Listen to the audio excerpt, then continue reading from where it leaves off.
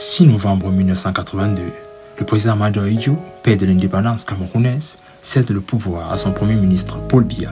Officiellement, il s'agit d'une transition pacifique, un modèle de maturité politique en Afrique post-coloniale. Mais derrière les sourires protocolaires et les accolades de toutes sortes, une guerre silencieuse s'installe. Une guerre d'influence, de méfiance et de trahison dont les échos résonnent encore aujourd'hui. Ce documentaire vous amène au cœur des zones d'ombre de cette passation historique. Manipulation, rivalité ethnopolitique, réseau français en embuscade, voici les dessous d'un affrontement entre deux hommes que tout opposait, sauf le pouvoir.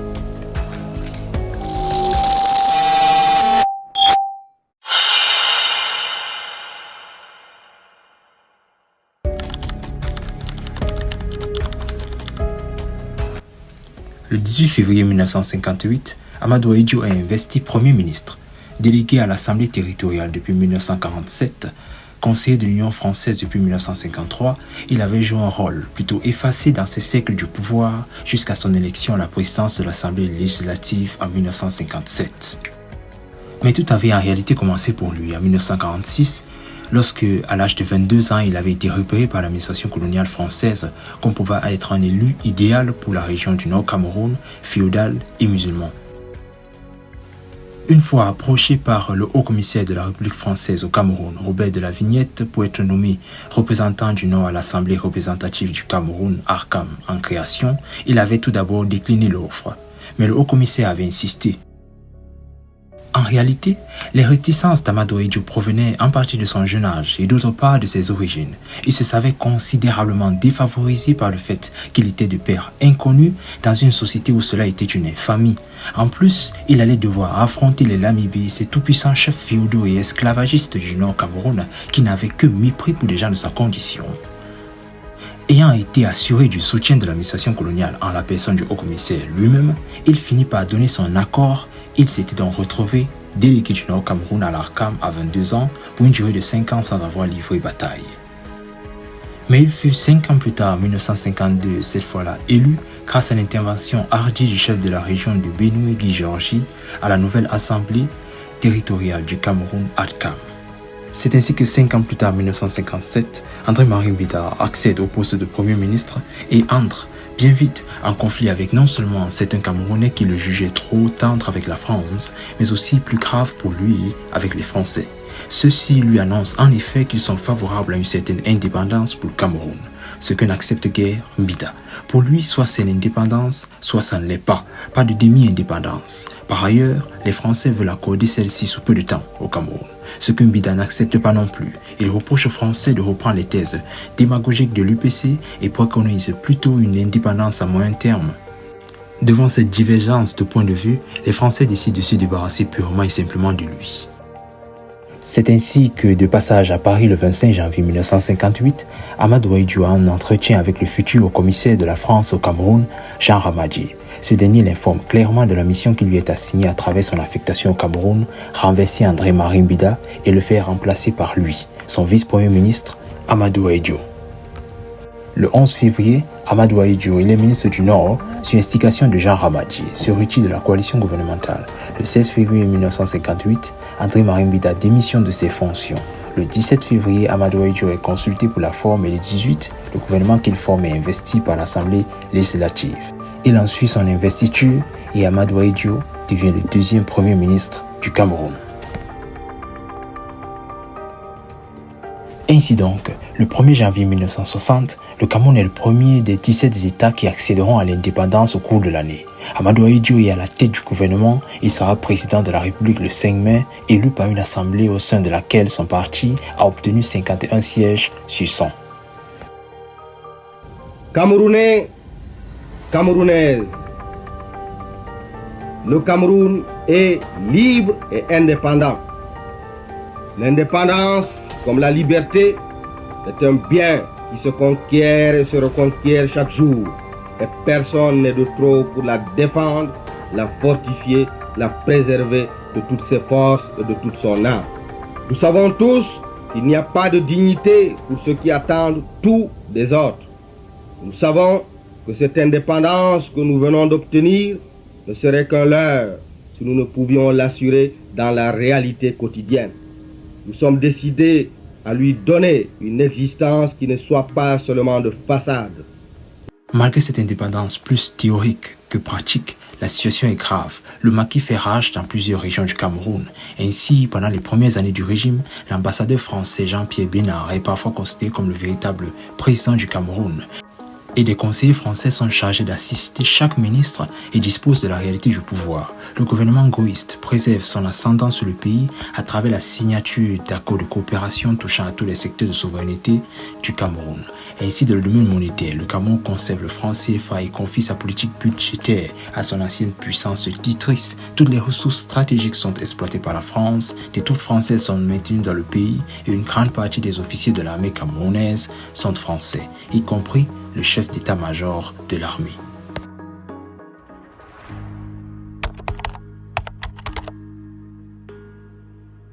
En retournant au Cameroun, en 1962, à la fin de ses études, Paul Biya était de sources concordantes, porteur d'une lettre de recommandation à l'adresse d'Amadou Ahidjo de la part de Louis-Paul Ojula. C'était une pratique à laquelle avaient recours de nombreux Camerounais qui rentraient au pays après les études en France et qui cherchaient à se faire parachuter au sommet d'une administration. Amadou Ahidjo ayant figuré lui-même en 1951 parmi les intellectuels du bloc démocratique camerounais de Louis-Paul Ojula et ce dernier ayant considérablement œuvré à ses succès électoraux, il ne pouvait qu'accueillir favorablement les recommandations qui venaient de ce dernier. Paul Biya, pour sa part, s'est donc retrouvé dès son retour à Yaoundé chargé de mission à la présidence de la République du Cameroun. Ce jeune collaborateur du chef de l'État et qui gravit très vite les échelons de l'administration camerounaise est né le 13 février 1933. Il est licencié en droit public, diplômé de l'Institut d'études politiques de Paris et de l'Institut des hautes études d'outre-mer, auparavant appelé École coloniale, d'où étaient sortis les André Sokoto, Jean Ramadi lui-même, tous hauts commissaires de la République française au Cameroun.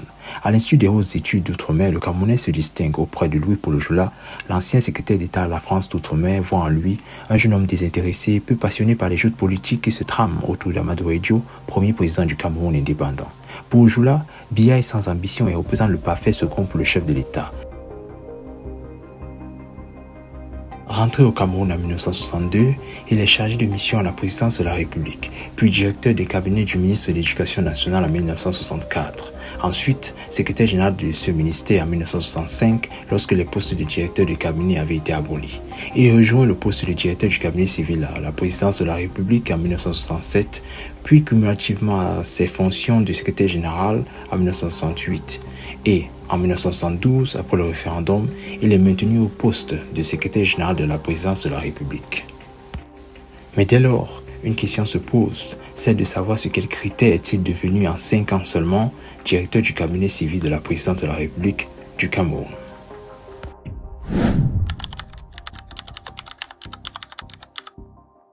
Valéry Giscard d'Estaing, président de la République française. Lorsque Valéry Giscard d'Estaing accède à la présidence de la République en 1974 en France, il trouve des dirigeants africains qui président aux destinées de leurs pays respectifs depuis déjà une quinzaine d'années pour la plupart. Il s'en inquiète au nom de l'usure du pouvoir et il redoute que ceux-ci ne soient les uns après les autres renversés par des militaires qui viendraient mettre en place des régimes que Paris ne contrôlerait plus, voire même qui lui seraient carrément hostiles. Il est d'autant plus fondé de le penser que les populations africaines, depuis les indépendances en 1960, sont très remontées contre la France, qui soutient parfois militairement les dictateurs africains, prévaricateurs et très impopulaires, et sont dans la plupart des cas attirés par l'Union soviétique et son régime socialiste. Au regard de cette situation et dans le but de préserver les intérêts de la France dans ces pays, ce qui selon lui passe par le maintien dans ceux-ci de régimes pro-français, il opte pour l'inauguration d'une politique de remplacement des fameux pères de l'indépendance, déjà très détestés par leur peuple respectif, pour des personnages plus jeunes et identifiés comme particulièrement francophiles. Il dispose d'ores et déjà pour cette nouvelle politique du schéma mis au point par Charles de Gaulle lors de la désignation d'Omar Bongo Ondimba comme président de la République du Gabon. Cette politique de remplacement des fameux père de l'indépendance consistait à désigner comme président de la République quelqu'un qui avait été directeur du cabinet civil du président remplacé. Ce personnage devait être nettement plus jeune que le président qui devait être remplacé. Il devait également n'avoir jamais flirté avec les milieux anti-français et précisément n'avoir jamais participé aux luttes pour l'indépendance dans le camp des nationalistes.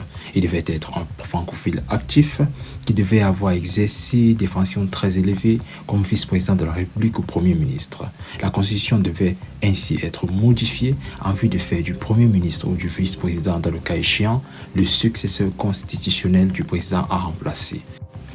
Ainsi, après avoir mis sur pied tout ce dispositif, le président en exercice devait démissionner volontairement au cours de son mandat alors qu'il lui restait encore plusieurs années.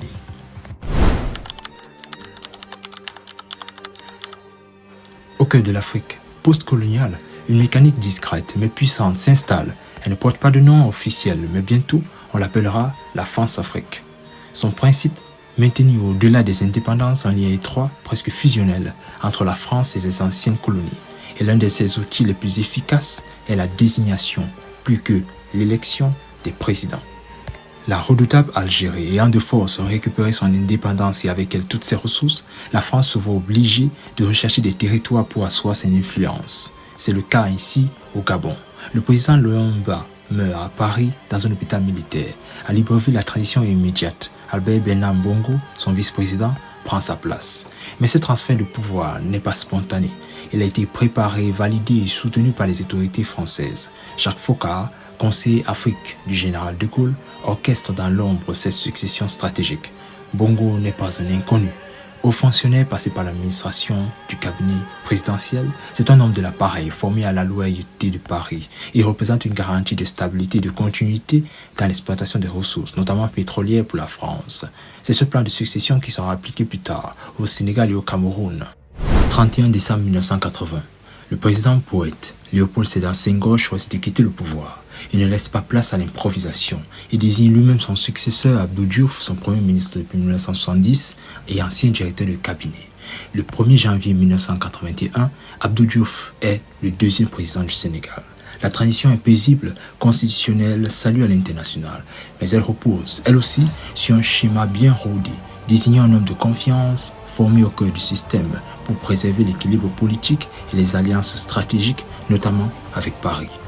Cette transition politique fut en réalité la conséquence de cette stratégie savamment orchestrée par l'Élysée qui consistait à remplacer les pères fondateurs par des présidents plus jeunes. Abdou Diouf avait ainsi été désigné quelques années auparavant directeur du cabinet civil et quelques temps plus tard Premier ministre et successeur constitutionnel du président Léopold Sédar Senghor. C'est exactement le même scénario qui se reproduisit au Cameroun quelques années plus tard. Le 30 juin 1975 marque un tournant silencieux mais décisif dans l'histoire politique du Cameroun. Ce jour-là, Paul Biya est nommé Premier ministre de la République unie du Cameroun par le président Amadou Ahidjo. Une décision en apparence administrative, mais qui scelle dans les faits le choix d'un successeur.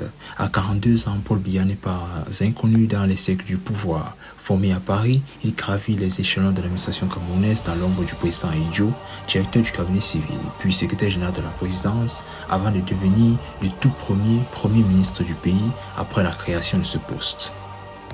Mais cette nomination en tant que Premier ministre ne coulait pas de source.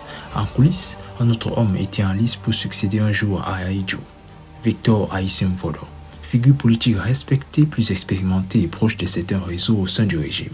Pourtant, c'est Paul Biya qui l'emporte, choisi pour son profil technocrate, sa loyauté et surtout sa discrétion.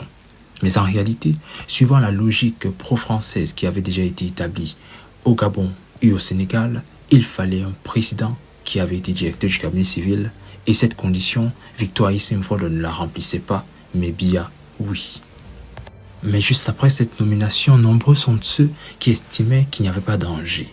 En effet, le président de l'Assemblée nationale restait le successeur constitutionnel du président en cas de démission. Toutefois, quelques années plus tard, en 1979, la Constitution est modifiée en faveur du Premier ministre qui devient le successeur constitutionnel du président de la République en cas de démission ou de vacances présidentielles.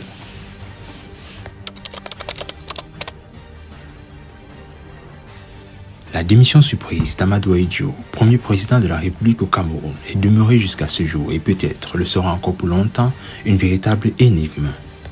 Comment cela se peut-il qu'un homme qui tient le pays d'une main de fer a réduit à néant la contestation de son régime si forte au début de son règne et qui n'est âgé que de 58 ans décide tout d'un coup de se retirer du pouvoir.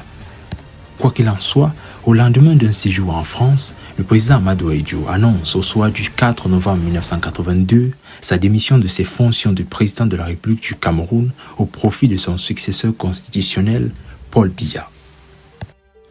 L'explication qui a prévalu tout au début a été celle de son retrait pour cause de maladie. Toutefois, nul n'a jamais su de quelle maladie il souffrait. Mais bien vite, cette thèse a rapidement été délaissée au vu du regain de santé et d'activité qui a caractérisé Amadou Ahidjo dès le mois de janvier 1983, soit 2 mois à peine après sa démission spectaculaire. En effet, le 10 janvier 1983, Amadou Ahidjo convoque le bureau politique de l'UNC et en préside la réunion. Naturellement, les Camerounais n'apprécient pas trop le geste, mais il n'en a que faire. L'objectif est de modifier quelques articles du règlement intérieur afin d'exclure quelques figures anciennement proches de lui, mais qui visiblement l'avaient trop critiqué suite à sa démission surprise. Dans la même veine, le président Ahidjo entreprend en fin du mois de janvier 1983 une tournée politique nationale en vue, dit-il, de rassurer les Camerounais qu'il estime en plein désarroi. Mais c'est à ce moment justement qu'une crise constitutionnelle naît, qui, entre Biya, président et chef de l'État, et Amadou Ahidjo, président du parti unique, véritable colonne vertébrale du régime, doit avoir la primauté sur l'État et les institutions. Ce malaise se fait très vite ressentir lors du congrès de l'UNC qui s'ouvre en mars 1983 sur la question de savoir lequel entre les deux devait arriver en dernier. Toujours en est-il que la France avait choisi son camp. Mitterrand, président de la République française, viendra comme à la rescousse du nouvel élu le lundi 20 janvier 1983 lors d'une visite de 24 heures au Cameroun. Il déclarera alors à cet effet devant les députés du Cameroun, s'adressant à Paul Biya, « La France est à l'aise avec vous ». Quelques jours après cette visite du président français, Amadou Ahidjo quitte définitivement le Cameroun à bord d'un vol de la CAMER en direction de Nice, en France. L'histoire retiendra donc que le départ d'Amadou Ahidjo du pouvoir ne fut pas une retraite volontaire, mais un remplacement stratégique inscrit dans un plan plus large de la France pour reconfigurer son influence en Afrique. Ce qui s'est joué au Cameroun au début des années 1980 n'était pas une alternance politique, mais une transmission de relais, sous contrôle, une page tournée à Paris et non pas à Yaoundé. Mais cette transition plus cette transmission du pouvoir présentée comme pacifique a ouvert une série de conflits politiques, militaires et symboliques dont les répercussions se font encore sentir aujourd'hui avec la dépouille du président Ahidjo et de son épouse qui sont toujours au Sénégal. Et ce divorce entre les deux figures du pouvoir camerounais, Biya et Ahidjo, ne marque pas la fin d'une époque. Il ouvre une nouvelle séquence, encore plus silencieuse, encore plus verrouillée. Une séquence dont la suite reste à écouter et à raconter dans notre prochain élément.